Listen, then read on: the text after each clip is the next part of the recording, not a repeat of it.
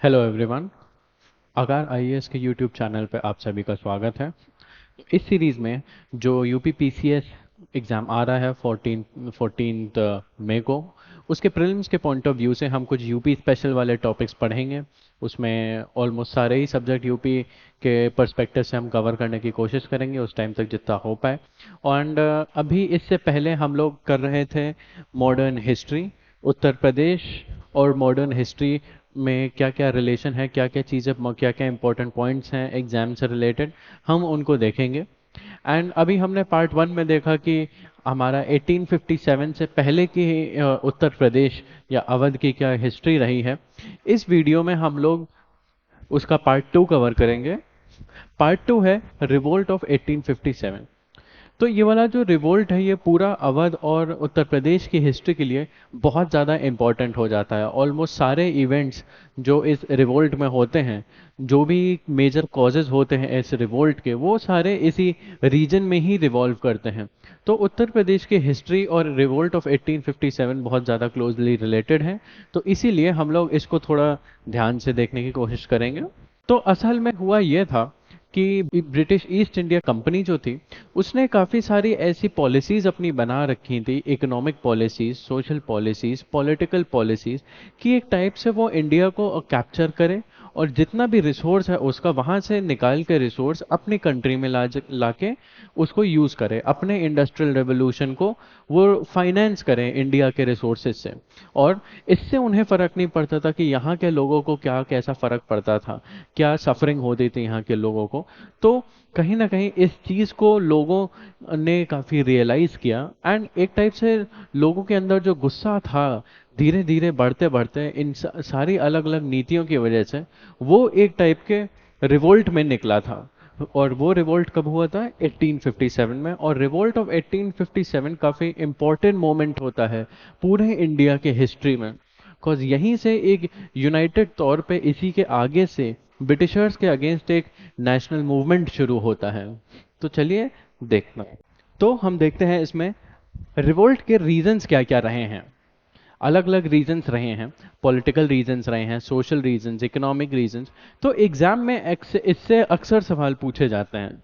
तो एग्जाम में सवाल ऐसे पूछे जाते हैं, आपको चार स्टेटमेंट देंगे और आपको पूछेंगे कि इनमें से कौन कौन से रीजंस थे रिवोल्ट के, या फिर उन रीजंस के डिटेल्स जो होते हैं, डिटेल्स के बेसिस पे जो हम अभी आगे देखेंगे उस पे सवाल पूछते हैं। आपको आइडेंटिफाई करना होता है कि कौन सा सही रीजन है, कौन सा रीजन सही नहीं है। और इस पार्ट से एग्जाम में काफ़ी सारे सवाल होते हैं और किस किस तरीके से आ सकते हैं वो भी हम देखेंगे। तो सबसे पहले हम लोग देखेंगे पॉलिटिकल कॉजेस क्या क्या थे। British policy of immediate annexation and expansion under the doctrine of lapse promoted by Lord Dalhousie was the primary political cause of the revolt of 1857। Primary political cause. तो जो उस टाइम के governor general थे आपके Lord Dalhousie, एक policy थी doctrine of lapse. तो British east India company ने अपने सारे जितने भी ब्रिटिश इंडिया के कॉलोनीज थी, जितने भी ब्रिटिश रूल्ड कॉलोनीज थी, या एक टाइप से वो वाले एरियाज जिन पे ब्रिटिश बिना आर्मी के कैप्चर करना चाहते हो, एक टाइप से डिप्लोमेटिक या फिर पॉलिटिकल टूल्स जो होते हैं वो यूज कर रहे थे बिना किसी वायलेंस के किसी भी एरिया को कैप्चर करने के लिए। तो असल में डॉक्ट्रिन ऑफ लैप्स ये कहता है कि अगर कोई किंग या क्वीन होता है किसी भी राज्य का, अगर उनका कोई खुद का एयर, मतलब उनका कोई सन एंड डॉटर नहीं होता है, कोई अगर अडॉप्टेड भी होता है, तो उन्हें एक टाइप से अपना जो राज्य है वो ब्रिटिश को ट्रांसफर करना पड़ता है। ये होता है बेसिकली डॉक्ट्रिन ऑफ लैप्स। अगर उनका कोई अडॉप्टेड बेटा या बेटी होता है या राजकुमार होता है, उसको ब्रिटिश ईस्ट इंडिया कंपनी उसका उत्तराधिकारी नहीं समझेगा। तो इस तरीके से जितने भी राज्य जिनके असली पुत्र नहीं थे, अडॉप्टेड सन एंड डॉटर्स थे, उनका राज्य जो है खतरे में आ गया था। और जो इस पॉलिसी को नहीं फॉलो करता था उसे फिर वार्निंग दी जाती थी कि उनका जो किंगडम है वो फोर्सफुली ऑक्यूपाई कर लिया जाएगा। तो ये बेसिकली सिंपल सी भाषा में डॉक्ट्रिन ऑफ लैप्स होता था। और इस तरीके से ये चीज़ इंपॉर्टेंट फैक्टर है कि कौन कौन सी जगह डॉक्ट्रिन ऑफ लैप्स से कैप्चर की गई थी। सतारा कैप्चर करा गया था, संबलपुर करा गया था, झांसी करा गया था, नागपुर करा गया था, Jaipur and Bhagat in the course of 8 years। तो ये अक्सर सवाल बनता है कौन कौन सी जगह और किस क्रोनोलॉजिकल ऑर्डर में आपका कैप्चर होता है। तो याद रखिएगा, सतारा होता है 1848 में, उसके बाद होता है संबलपुर 1858 में, झांसी होता है 1853 में, नागपुर होता है आपका 1853 में, उसके बाद जयपुर होता है 1849 में, और उसके बाद और भी काफ़ी सारी टेरिटरीज होती हैं जो माइनर टेरिटरीज होती हैं जो कैप्चर होती हैं, लेकिन ये उनमें से मेजर हैं। तो ये चीज़ आपको ध्यान रखनी है, डॉक्ट्रिन ऑफ लैप्स किसके पॉलिसी थी, लॉर्ड डलहौजी की, और कौन कौन सी टेरिटरीज कैप्चर, कौन कौन से राज्य उन्होंने कैप्चर किए। अब देखते हैं सोशल एंड रिलीजियस कॉज क्या थे, आपके सामाजिक और धार्मिक कारण क्या क्या हुए थे। Abolition of practices like sati and female infanticide and the legislation legalizing widow remarriage were believed as threats to the establish social structure. तो उस टाइम पे इंडियन सोसाइटी जो थी काफ़ी ज़्यादा कंजर्वेटिव थी, काफ़ी ज़्यादा पुराने ख्यालात की थी। कोई भी आके अगर उनके कुछ कस्टम्स जो होते थे, ट्रेडिशन जो होते थे, उनको अगर बदलने की कोशिश करता था, भले ही वो अच्छे के लिए, तो उस टाइम पे समाज में इस चीज़ को बहुत अच्छा नहीं माना जाता था। उसको ऐसा माना जाता था कि कोई बाहरी आदमी हमारे सोशल और रिलीजियस इंस्टीट्यूशन में आके इंटरफेयर करना चाह रहा है। उस टाइम ब्रिटिशर्स ने कुछ सोशल चेंजेस किए थे, जैसे विडो रीमैरिज को लीगलाइज कर दिया था, आपका सती को बैन कर दिया था, आपके जो फीमेल इन्फेंटिसाइड हैं इनको बैन कर दिया गया था, जो गर्ल्स एजुकेशन है उसको थोड़ा बढ़ावा दिया गया था। तो एक टाइप से जो ब्रिटिश के एफर्ट्स थे थोड़ा सोसाइटी में पॉजिटिव चेंज लाने के, वो कहीं ना कहीं इंडियन सोसाइटी में पसंद नहीं, जो कंजर्वेटिव सेक्शन हुआ करता था उन्हें बहुत ज़्यादा पसंद नहीं आए थे। तो ये एक इंपॉर्टेंट रीज़न बनता है। Introducing western method of education was directly challenging the orthodoxy for Hindus as well as Muslims. तो जो रिलीजियस एजुकेशन होती थी, थोड़ी कंजर्वेटिव एजुकेशन होती थी, उसी के साथ ब्रिटिश जो है वेस्टर्न एजुकेशन को भी ले आए थे। कब लाए थे? लगभग 1833 के बाद। जो चार्टर एक्ट ऑफ 1833 आता है उसके बाद मैकोलेज मिनट आता है, एंग्लिस्ट और ओरिएंटलिस्ट कंट्रोवर्सी होती है, उसमें एंग्लिस्ट जो होते हैं वो ज़्यादा डोमिनेंट होते हैं। तो वेस्टर्न एजुकेशन जो है, जो साइंटिफिक एजुकेशन है, वो आ जाती है। और जो वेस्टर्न एजुकेशन है वो सीधे सीधे इंडियन कस्टम्स और इंडियन एजुकेशन को कॉन्ट्रडिक्ट करती है, उसे गलत ठहराती है। तो ये रीज़न रहा है। उसके बाद introduction of railways and telegraph was viewed with suspicion. इसको जो ब्रिटिशर्स ने जो रेलवेज और टेलीग्राफ बनाए थे उसको काफ़ी शक की नज़र से देखा जाने लगा। ऐसा सोचा करते थे कि जो टेलीग्राफ के पोल्स होते थे उन पे लोगों को लटका दिया जाएगा कि अगर वो लोग ब्रिटिशर्स की बात नहीं मानेंगे। तो इससे वो काफ़ी डर गए थे और इससे वो काफ़ी शक की नज़र से देखने लगे। तो लोगों के अंदर इस चीज़ को लेकर काफ़ी भड़काव पैदा हो गया था। उसके बाद Religious Disabilities Act of 1850 made it possible for a Hindu who convert into another religion to inherit his ancestors' wealth। तो रिलीजियस डिसेबिलिटी एक वहाँ पे अधिनियम आया था उस टाइम पे कि अगर कोई भी धर्म का व्यक्ति है, मान लीजिए कोई हिंदू व्यक्ति है, अगर उसकी मृत्यु होती है तो उसका जितनी भी प्रॉपर्टी है, जितना भी सामान है, तो वो उसके आने वाली पीढ़ी को तभी ट्रांसफर हो सकता है, तभी वो एक्वायर कर सकती है उसके आने वाली पीढ़ी, जब वो क्रिश्चियनिटी में अपना धर्मांतरण करें। तो ये भी एक इम्पॉर्टेंट फैक्टर था जो लोगों को बहुत अच्छा नहीं लगा था। तो इससे एक टाइप से लोगों को ऐसा लगा कि ब्रिटिश चाहते हैं कि वो अपनी धार्मिक मान्यताओं को त्याग दें। और उसके अलावा the people were convinced that the government was planning to convert Indians into क्रिश्चियनरीज। तो काफ़ी सारे क्रिश्चियन स्कूल्स खुलने लगे। अलग अलग जो गवर्नर जनरल हुआ करते थे वो क्या करते थे कि काफ़ी सारे चर्च खोलते थे वहाँ पे, और काफ़ी सारे कन्वर्जेंस करते थे, रिलीजियस कन्वर्जेंस, किसमें? क्रिश्चियनिटी में। तो ये लोगों को अच्छा नहीं लगा था। उसके बाद आर्थिक कॉज क्या थे, आर्थिक कारण क्या थे? रूरल एरियाज में peasants and zamindars were infuriated by heavy taxes on land and stringent methods of revenue collection. हम जानते हैं कि रेवेन्यू पॉलिसीज थी अलग अलग तरीके की ब्रिटिश की, जैसे जमीन जमींदारी सिस्टम होता था, जमींदारी या फिर परमानेंट सेटलमेंट सिस्टम जिसको कहते थे। उसके बाद रैयत वाड़ी सिस्टम हुआ करता था, उसके बाद महालवाड़ी सिस्टम हुआ करता था।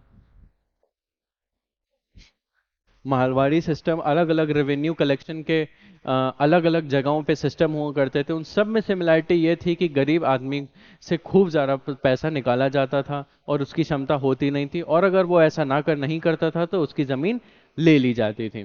और इसके अलावा लोगों को बहुत ज़्यादा हाई टैक्सेस भरने पड़ते थे ऑलमोस्ट हर चीज़ पे। तो जितने भी पिछड़े इलाके थे, रूरल एरियाज थे, वो और ज़्यादा बैकवर्ड होने लगे थे। Many among these groups were unable to meet the heavy revenue, eventually losing their land that they had held for generation. तो जब वो ब्रिटिश को अपना रेवेन्यू नहीं देते थे तो ब्रिटिश जो है उनसे आके उनकी ज़मीन छीन लेती थी। अब जिस व्यक्ति ने ये ज़मीन अब काफ़ी सारी पीढ़ियों से अपने पास में रखी हो तो उसके लिए काफ़ी दुख वाली बात हो जाती है। Large number of sepoys belong to the peasantry class, sepoys and family ties in the villages, so grievance of peasants also affected them. जितने भी इंडियन सोल्जर्स थे, इंडियन सिपाही थे ब्रिटिशर्स की आर्मी में, ब्रिटिशर्स भी इंडियंस को रिक्रूट करके अपने तरफ से लड़ाते थे। तो ये जितने भी सैनिक होते थे जो भारतीय होते थे, वो कहाँ से आते थे? वो इंडिया के ही, भारत के ही अलग अलग गांवों से आते थे। तो एक टाइप से उनका उनके गांव से काफ़ी ज़्यादा जुड़ाव था। और जब वहाँ पे उनके गांव में लोगों पर बहुत अत्याचार होता था, ऐसे ज़मीन को छीन लिया जाता था, तो कहीं ना कहीं वो जो सोल्जर्स होते थे उनको भी बहुत बुरा लगता था। तो ये भी एक टाइप से रीज़न बन जाता है। After industrial revolution in England there was an influx of the British manufactured good which ruined the industries, particularly textile. तो जब वन वे ट्रेड होने लगा, कि जब फ्री इंपोर्ट्स आने लगे और मतलब इंडिया जो है, इंडिया के लोग जो हैं, मैन्युफैक्चरर जो हैं, वो एक्सपोर्ट नहीं कर पाते थे, तब क्या होने लगा? ब्रिटिशर्स की जो मशीन से बनी हुई गुड्स थी वो ज़्यादा सस्ती होने लगी, और जो इंडिया की हैंडीक्राफ्ट वाली गुड्स होती थी वो ज़्यादा महंगी होने लगी। तो इंडिया का जो हैंडीक्राफ्ट और टेक्सटाइल सेक्टर था उसने बहुत वो ऑलमोस्ट डिस्ट्रॉय हो चुका था। Indian handicraft industries had to compete with the cheap machine made goods from the Britain. उसके बाद मिलिट्री कॉज में देख लेते हैं। Indian sepoys found more than 87% of the British troops in India but were considered inferior to the British soldiers. अब जब कहीं भी सैनिक जो है मेजॉरिटी में हो और उनके साथ ऐसा डिस्क्रिमिनेशन हो, भेदभाव हो कि सफ़ेद रंग वाले लोग ज़्यादा अच्छे हों और अच्छा और ऊंचा माना जाए, और इंडियंस को जब ऐसे अच्छा दर्जा नहीं दिया जाता था तो उनके अंदर भी एक एंगर पैदा हो जाता था। And Indian sepoy was paid less than a European sepoy of same rank.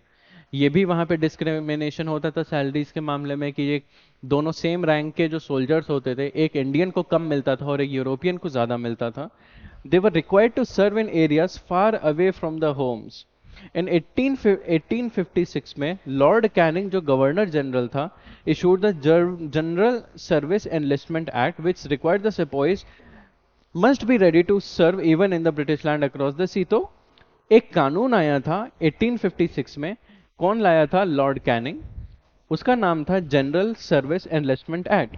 इसके तहत ये होता था, कोई भी जो सिपाही जो है ब्रिटिश आर्मी में सर्व कर रहा है उसको कॉन्ट्रैक्ट साइन करना पड़ता था कि वो ज़रूरत पड़ी तो इंडिया के बाहर जाके भी उसे लड़ना पड़ेगा। लेकिन तब ऐसा होता था कि जो भी अपनी ज़मीन, अपना देश छोड़ के अगर जाता था तो उसको एक टाइप से धर्म निकाला मान लिया जाता था। तो ये एक टाइप से रिलीजियस बिलीफ के अगेंस्ट था। तो कहीं ना कहीं इस सोल्जर्स के जो रिलीजियस बिलीफ थे वो इसकी वजह से काफ़ी हर्ट हुए थे। और इमीडिएट कॉज क्या था? Greased cartridge. तो उस टाइम पे नई तरीके की बंदूकें आई थी जिनका नाम था एनफील्ड राइफल। उस एनफील्ड राइफल में कोई अलग तरीके का कारतूस डलता था जिसे कहते थे ग्रीस्ड कार्टेज।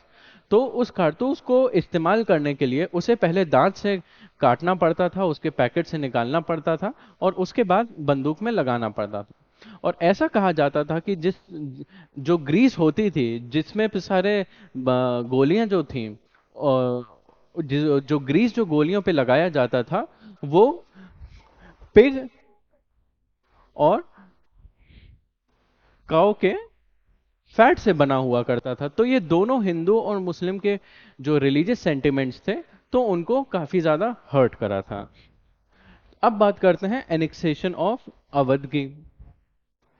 तो काफी सारे डॉक्ट्रिन ऑफ लैप्स के तहत काफी सारे जितने भी बड़े बड़े राजा होते थे उनकी जो गद्दी थी वो एक टाइप से छिन चुकी थी, ब्रिटिशर्स ने एक्वायर कर ली थी।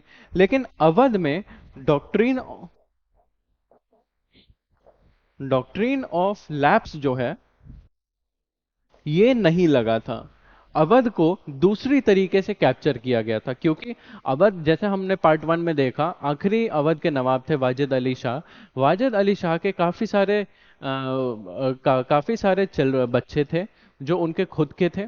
तो इसलिए डॉक्ट्रिन ऑफ लैप्स उन पे लागू नहीं होता था। लेकिन ब्रिटिश को फिर भी चाहते थे किसी तरीके से अवध उनके डायरेक्ट कंट्रोल में आ जाए। Nawab of Awadh had many heirs and could not therefore be covered by the doctrine of lapse. Some pretext had to be found for developing for depriving of its opinion. तो Nawab Wajid Ali Shah was accused of having misgoverned his estate and of refusing to introduce reforms.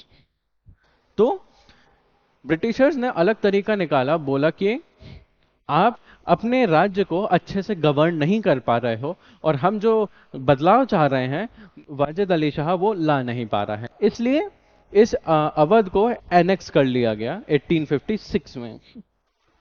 तो अब ये सारे fact important जानने वाले थे। तो revolt जो है, क्योंकि इसके ग्रीवियंसेस जो हैं, लोगों को जो पीड़ा होती थी इससे रिलेटेड, वो अलग अलग जगहों पे थी।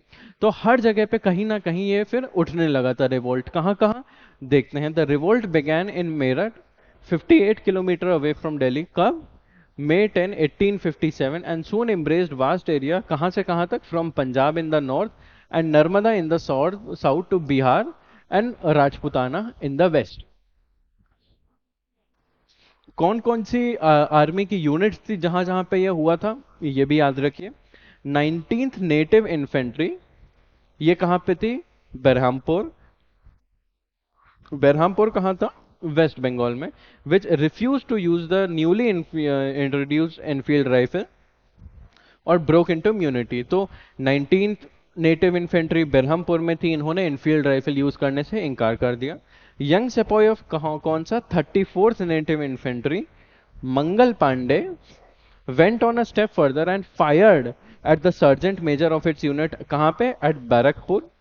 ही was overpowered and executed on May 8। तो इसी तरीके से बैरकपुर एक जगह है, वहां की जो 34th नेटिव इन्फेंट्री है वहां पे एक सिपाही था मंगल पांडे, जिसके बारे में सभी ने सुना होगा।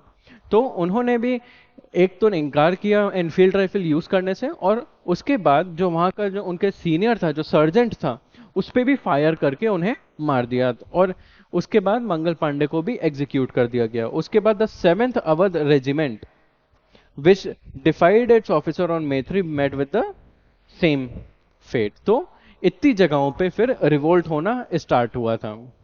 और हुआ कहां था? मेरठ में हुआ था। और मेरठ में क्या हुआ? 24 अप्रैल को 3rd नेटिव कैवलरी जो थी उन्होंने ग्रीस्ड कार्टेज जो था उसको यूज करने से मना कर दिया, और 85 of them were dismissed, sentenced to 10 years imprisonment, sparked of a general mutiny। तो जितने लगभग 90 सिपाहियों ने जिन्होंने रिफ्यूज किया था उन्हें फिर जेल में डाल दिया गया और 10 साल की सजा सुना दी। इसकी वजह से बहुत सारा गुस्सा पैदा हो गया बाकी सोल्जर्स में। 10 मई को they release the imprison comrades, killed the officers and unfurled the battle of revolt. तो उसी दिन, जिस दिन जेल किया गया, अगले दिन उनके जो बाकी सैनिक थे उन्होंने सब जेल वेल को तोड़ के उन्हें बाहर निकाला और जितने भी ब्रिटिश ऑफिसर्स थे उनको मार दिया, और उसके बाद सब लोग चले गए दिल्ली। अब मेजर सेंटर क्या क्या थे रिवोल्ट के, कहां पे मेजरली रिवोल्ट हुआ था? दिल्ली में क्या हुआ? Nominal and symbolic leadership belong to the Mughal emperor Bahadur Shah Zafar, but the real command in the will lie with the court soldiers headed by General Bakht Khan, who led the revolt of the Bareilly troops and brought them to Delhi. तो दिल्ली में किसको emperor मान लिया गया, लोगों ने घोषित किया बहादुर शाह को, और असली लीडरशिप किसने प्रोवाइड करी, जनरल बख्त खान ने। The court consisted of 10 members, 6 from the army and 4 from the civilian, that conducted the affairs of the state in the name of the emperor. तो सारा ऑपरेशन कौन कंडक्ट करता था, एक समिति करती थी जिसमें 6 लोग जो थे आर्मी से थे और 4 लोग सिविलियन से थे, और इस कमेटी का एक टाइप से नाम होता था जलसा। ये ध्यान में रखिएगा, ये वर्ड ये इससे रिलेट करता है। उसके बाद जो बहादुर शाह जफर था वो एक बहुत ज्यादा वीक लिंक था। His weak personality, old age and the lack of leadership qualities created a political weakness at the nerve centre of the revolt and did incalculable damage to it. तो कहीं ना कहीं बहादुर शाह जफर की जो एक वीक पर्सनालिटी थी, poor मतलब leadership skills थे, कहीं ना कहीं जो आगे चल के रिवोल्ट फेल हुआ, कहीं ना कहीं ये एक रीजन बनता है। उसके बाद कानपुर की अगर बात करें, नेचुरल कानपुर में कौन लीडर था, Nana Sahib, adopted son of the last Peshwa Bajirao two. ये फैक्ट ध्यान में रखिए। ही वॉज रिफ्यूज द, तो क्योंकि अडॉप्टेड था तो ये डॉक्ट्रिन ऑफ लैप्स के अंडर इन्होंने अपना किंगडम खो दिया। तो ब्रिटिशर्स ने कहा कि वो इनका फैमिली टाइटल एक्सेप्ट नहीं करते हैं, और पूना से उन्हें बाहर निकाल के कानपुर में उन्हें एग्जाइल कर दिया गया। Expelled the English from the Kanpur, proclaimed himself the Peshwa and acknowledged Bahadur Shah as the emperor of India and declared himself to be the governor. ठीक है, और sir Hugh Wheeler commanding the station surrendered on 27th 1857 and was killed on the same date। तो नाना साहेब ने वहां के कौन से British officer को वहां से निकाला, सर ह्यू व्हीलर को। उसके बाद Begum Hazrat Mahal took over the reins at Lucknow where the rebellion broke out। कब हुआ था, जून 4 1857 में। उनके सन का क्या नाम था, Brijesh Qadir. was proclaimed the nawab and regular administration was carried। इन्होंने रिवोल्ट करना शुरू किया और उनका जो बेटा था ब्रिजेश कदीर उसे नवाब घोषित कर दिया गया। और वहां पे Henry Lawrence the British resident, European inhabitant and a few hundred took shelter in residency. तो जो हेनरी लॉरेंस था वहां का जो ब्रिटिश रेजिडेंट हुआ करता था, उन्होंने कहां पे शेल्टर लिया था, रेजिडेंसी में, जो कि एक बहुत पॉपुलर मॉन्यूमेंट है लखनऊ में। Finally sir Colin Campbell the new commander in chief evacuated the Europeans with the help of Gorkha regiments. तो जब ये यहाँ पे फंस गए तो उसके बाद नया कमांडर इन चीफ किसका क्या नाम था, कॉलिन कैम्बल। इन्होंने गोरखा रेजिमेंट की वजह से जो कैप्चर्ड ब्रिटिश थे उन्हें बचाया था। In March 1858, the city was finally recovered by the British, but guerrilla activity continued till September of the same year। उसके बाद आते हैं हम बरेली में। बरेली में कौन लीडर था, Khan Bahadur, descendant of the former ruler of Rohilkhand, was placed in command। Bihar में कौन था, Kunwar Singh, zamindar of Jagdishpur. He joined the sepoys when they reached Arrah from Dinapur. और फैजाबाद में कौन था, मौलवी Ahmadullah, another outstanding leader of the revolt। He was native of, ये कहाँ के थे, he was native of Madras, moved to Faizabad in the north where he fought a stiff battle against British troops। और इसके अलावा और कौन सा सेंटर था रिवोल्ट का, झांसी था। झांसी में कौन, ये हम सब लोग जानते हैं, रानी लक्ष्मीबाई। यहाँ पे lord Dalhousie governor general refuse to allow her adopted son to succeed on the throne after the husband Raja Gangadhar Rao died. तो जो झांसी के राजा थे, राजा गंगाधर राव, तो उनका एक एडॉप्टेड सन हुआ करता था। ठीक है, तो ब्रिटिशर्स ने, लॉर्ड डलहौजी ने ये मानने से मना कर दिया, इनकार कर दिया कि हाँ वो इनके सन को रूलर मानते हैं। उन्होंने कह दिया कि अब आपका रूल जो है डॉक्ट्रिन ऑफ लैप्स के अंदर खत्म होता है आगे, क्योंकि आपकी कोई असली संतान नहीं है, इसलिए आपके राज्य को हम लेंगे। तो ये रानी लक्ष्मीबाई को एक्सेप्टेड नहीं था and had annex the state by application of doctrine of lapse out of by British forces, gave battle cry. और रानी लक्ष्मीबाई का फेमस बैटल क्राई क्या था, मैं अपनी झांसी नहीं दूंगी। और उनको हेल्प किसने करी थी, तांतिया तोप ने, क्लोज एसोसिएटेड। और ये नाना साहेब के बहुत क्लोज एसोसिएट थे, सपोर्टर थे after the loss of Kanpur. The Scindia the local ruler however decided to side with the British. जो सिंधिया थे, लोकल जो मराठा रूलर जो सिंधिया थे, उन्होंने ब्रिटिशर्स की हेल्प करी थी रानी लक्ष्मीबाई के अगेंस्ट। और उसके बाद बागपत में देखते हैं, ये परगना बरौत में कौन लीडर था? शाहमल। और ये कौन था? एक लोकल विलेजर था। इनको काफी ज्यादा बहुत प्रोमिनेंट नोटेबल माना गया है। इन्होंने वहाँ के लोकल पेजेंट्स को, लोकल जनता को ऑर्गेनाइज किया और ब्रिटिशर्स के लिए लड़ने को इंस्पायर किया।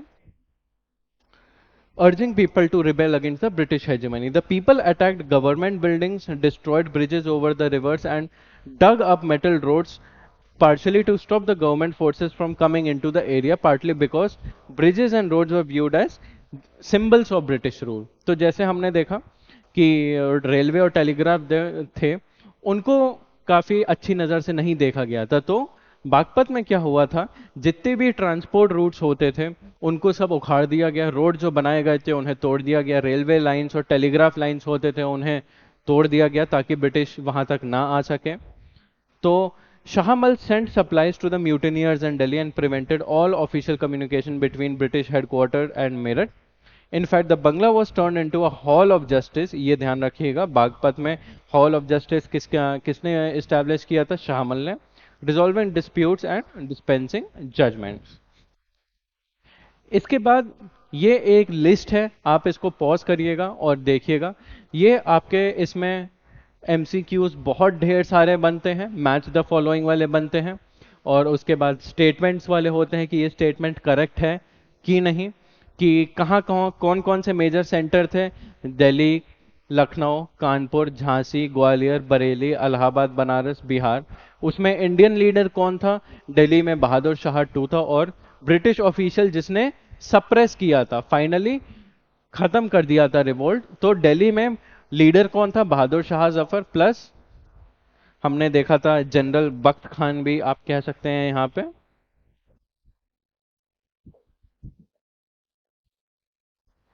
जनरल, सॉरी इसको ऐसे ही देख लीजिए, जनरल बख्त खान भी कह सकते हैं दिल्ली में। और यहाँ पे कौन था? John Nicholson. लखनऊ में बेगम हजरत महल, और यहाँ पे कौन था? Henry Lawrence. कानपुर में नाना साहेब प्लस तांतिया तोपे भी लिख सकते हैं, तांतिया तोप लिख सकते हैं। और यहाँ पे कौन? Colin Campbell. झांसी में कौन? रानी लक्ष्मीबाई एंड तांतिया तोप, और यहाँ पे जनरल ह्यू रोज। बरेली में खान बहादुर खान और sir Colin Campbell. Allahabad Banaras में मौलवी लियाकत अली और कर्नल ऑनसेल। बिहार में कुंवर सिंह और विलियम टेलर। तो 1857 का जो रिवोल्ट था उससे रिलेटेड उत्तर प्रदेश की हिस्ट्री में ये वाले जानने वाले इंपॉर्टेंट फैक्ट्स थे। इनसे काफ़ी तरीके के सवाल बन सकते हैं, और मैं चाहूँगा कि इसको आप लोग एक बार फिर से देख के जो इंपॉर्टेंट फैक्ट्स हैं आप नोट करें, और वीडियो को चाहें तो आप फिर से आप रिवाइज करने के लिए देख सकें। तो आई होप आपको ये वीडियो देख के थोड़ी हेल्प मिली होगी, आपको ये यूज़फुल लगा होगा वीडियो। अगर आपको और इसमें कोई डाउट है तो आप नीचे कमेंट बॉक्स में पूछ सकते हैं, उसका आपको जवाब मिल जाएगा। Thank you.